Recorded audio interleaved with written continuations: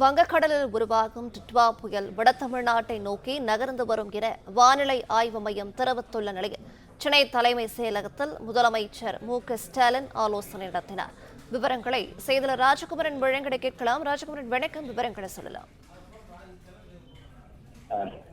வடகிழக்கு பருவமழை காலம் தொடங்கி இருக்கக்கூடிய சூழ்நிலையில் அடுத்தடுத்து தமிழகத்தை நோக்கி வங்கக்கடலில் உருவாகி இருக்கக்கூடிய அந்த காற்றழுத்த தாழ்வு சின்னங்கள் நகரக்கூடும் என்று எதிர்பார்க்கப்படுகின்றது.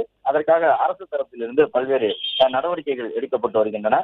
தற்பொழுது டிட்வா புயல் என்பது உருவாகக்கூடும் என்று வானிலை ஆய்வு மையம் எச்சரித்திருக்கக்கூடிய சூழ்நிலையினா டிட்வா புயலை எதிர்கொள்வதற்காக எடுக்கப்பட்டிருக்கக்கூடிய முன்னெச்சரிக்கை நடவடிக்கைகள் தொடர்பாக முதலமைச்சர் மு.க.ஸ்டாலின் இந்த ஆலோசனையை மேற்கொண்டிருக்கின்றார்.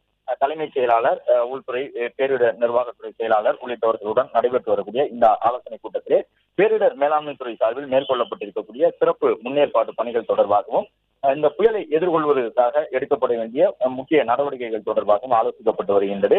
வங்கக்கடலில் உருவாகக்கூடிய இந்த டிட்வா புயல் வட தமிழ்நாட்டை நோக்கி நகரக்கூடும் என்று வானிலை ஆய்வு மையம் தெரிவித்திருக்கின்றது. எனவே சென்னை உட்பட வட தமிழக கடலோர மாவட்டங்களுக்கு உரிய பாதுகாப்பு ஏற்பாடுகளை செய்து கொள்வது அவசியமாகப்பட்டிருக்கக்கூடிய சூழ்நிலையில் அமைச்சர் கே ராமச்சந்திரன், தலைமைச் செயலாளர் முருகானந்தம் மற்றும் வருவாய் பேரிடர் மேலாண்மை துறையினுடைய பல்வேறு செயலாளர்கள் உள்ளிட்டவர்களுடன் முதலமைச்சரின் ஆலோசனை கூட்டத்தில் மேற்கொண்டிருக்கின்றார். வட தமிழகத்தை நோக்கி அந்த டிட்வா புயல் நகர்ந்தால் ஏற்படக்கூடிய பாதிப்புகள், தாழ்வான பகுதியில் இருக்கக்கூடிய மக்களை பாதுகாப்பான இடங்களில் தங்க வைப்பது உள்ளிட்ட பணிகள் தொடர்பாக ஆலோசிக்கப்பட்டு வருகின்றன.